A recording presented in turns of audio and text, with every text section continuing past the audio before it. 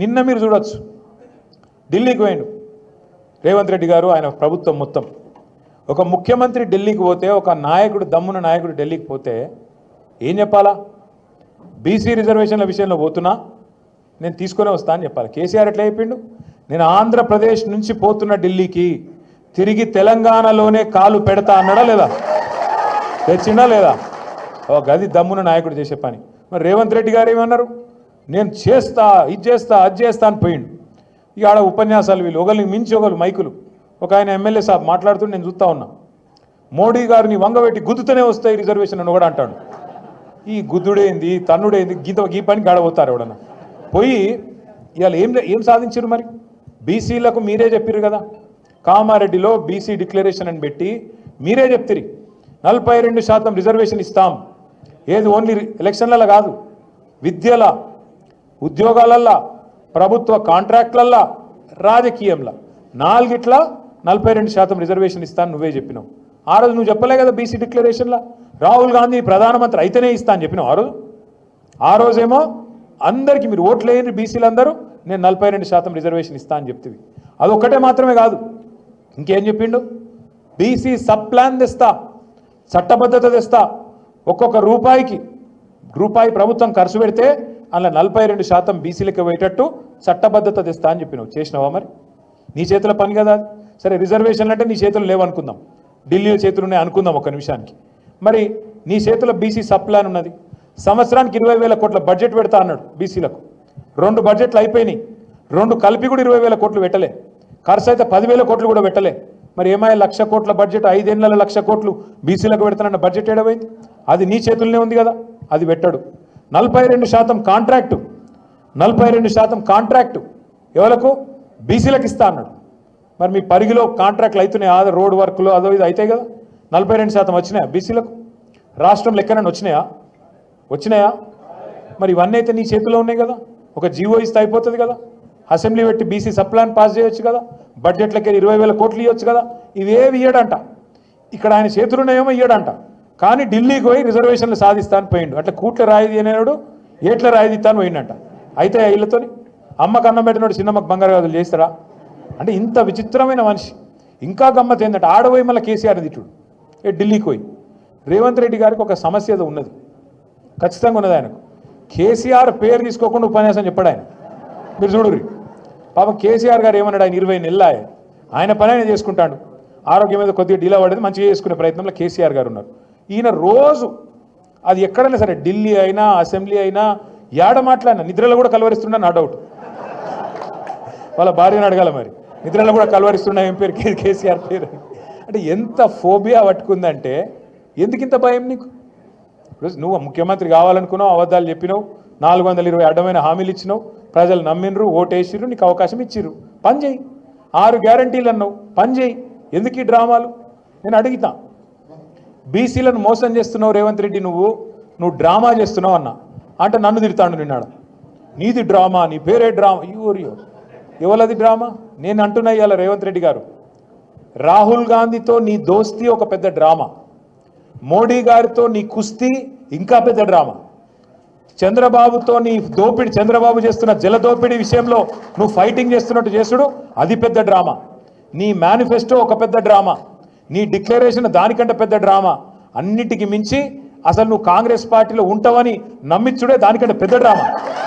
అరే రే రే రే ఎట్లా నమ్ముతారో నాకైతే అర్థం కాదు. ఈ మనిషిని తెలిసినాక, ఈ మనిషిని చూసినాక ఎట్లా నమ్ముతారో నాకు అర్థం కాదు. ఎప్పటికప్పుడు మాటలు మారుస్తాడు.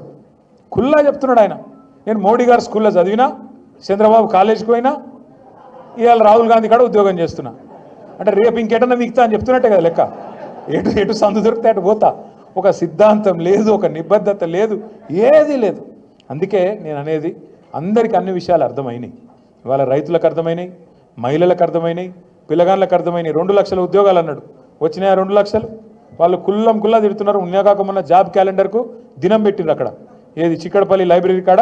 నేను మంచిగా ఫోటో పెట్టి సంవత్సరం అయిపోయిందని చెప్పి ప్రథమ సంవత్సరికం చేసి పారేసారు. దినం కాదు, సంవత్సరికం చేశారు. సారీ, మొత్తం అందరికీ అన్ని విషయాలు అర్థమైనాయి. కొడంగల్లో సొంత నియోజకవర్గంలో విషయం అర్థమైంది కాబట్టే ఇలా కాంగ్రెస్లో ఎవరు ఉండే ప్రయత్నంలో లేరు.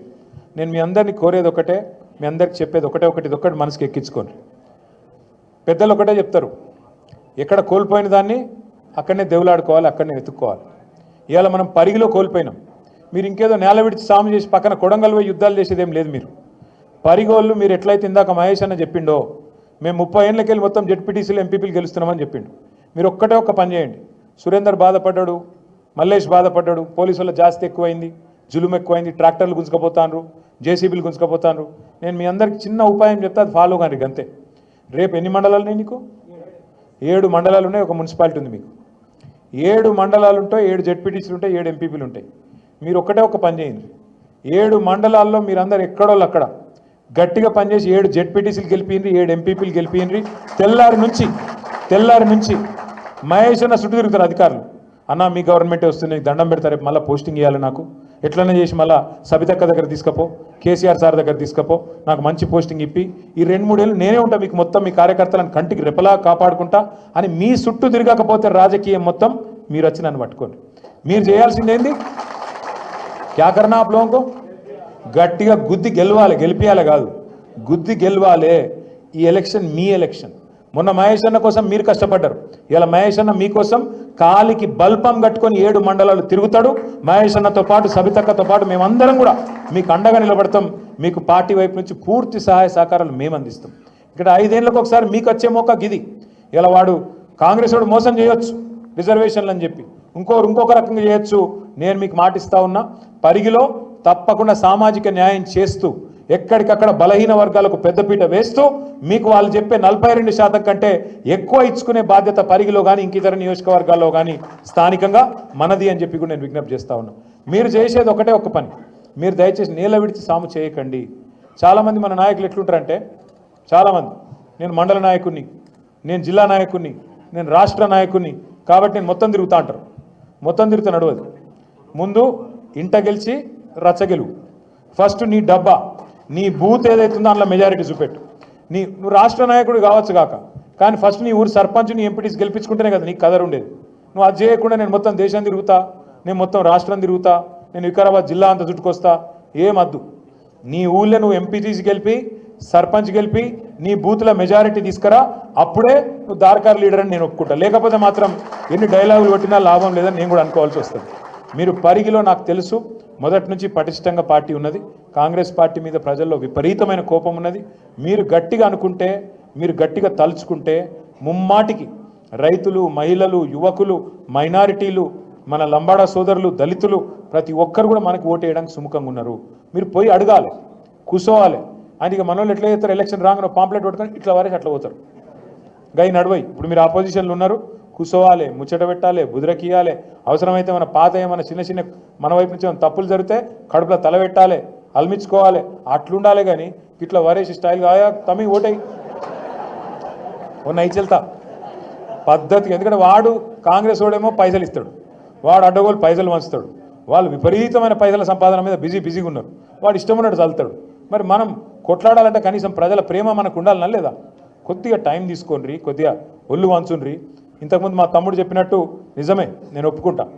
పోయిన 10 ఏళ్లలో మనం పార్టీని పెద్దగా చూడలేదు. నేను సురేందర్కు, మల్లేష్కు వాళ్ళిద్దరి మాట కూడా, వాళ్ళిద్దరి అభిప్రాయం కూడా మొత్తం మీ అందరి అభిప్రాయంగా అనుకుంటా ఉన్నా. వచ్చేసారి ఇట్లుండది. మిమ్మల్ని కంటికి రెప్పలాగా కాపాడుకుంటాం. మిమ్మల్ని ఖచ్చితంగా ఆర్థికంగా బలోపేతం చేస్తాం. వారంలో ఖచ్చితంగా 1 రోజు 2 రోజుల్లో పార్టీ నిర్మాణం మీద కూడా దృష్టి పెట్టి ప్రభుత్వంలోకి వచ్చిన తర్వాత కూడా తప్పకుండా పార్టీని కూడా ఇదే పద్ధతిలో జనరల్ బాడీ మీటింగ్లు రెగ్యులర్గా పెట్టాలి. తెలుగుదేశం లెక్కలు వచ్చినవేంది? ఎందుకంటే తెలుగుదేశం లెక్కలు వచ్చిన అది ఉంటుంది. జనరల్ బాడీ మీటింగ్లు ఉండాలి, రెగ్యులర్గా కలవాలి, రెగ్యులర్గా ముచ్చట పెట్టాలి, డైరీ రాయాలి, ఇవన్నీ ఉంటాయి. అంతేనా? సో అదే పద్ధతుల్లో మనం కూడా పెట్టుకుందాం. ఇక ఎవడెవడో మాట్లాడతాడు తలమాసినోడు. ఒకడు అంటాడు బీఆర్ఎస్ ఉండనే ఉండదు, బీజేపీలో పోతుంది అంటాడు. మనకేం కర్మ, నాకు అర్థం కాదు. తెలంగాణ ఉన్నంత కాలం ఈ గులాబీ కండువా ఉంటుంది, బరాబర్ ఉంటుంది. ఖచ్చితంగా ఈ రెండు పార్టీలకు 3 చెర్ల నీళ్ళు తాగిచ్చి మళ్ళొక్కసారి డంకా బజాయించి కేసీఆర్ గారిని ముఖ్యమంత్రి చేసుకుందాం. మన రాష్ట్రాన్ని కాపాడుకుందాం. జై తెలంగాణ.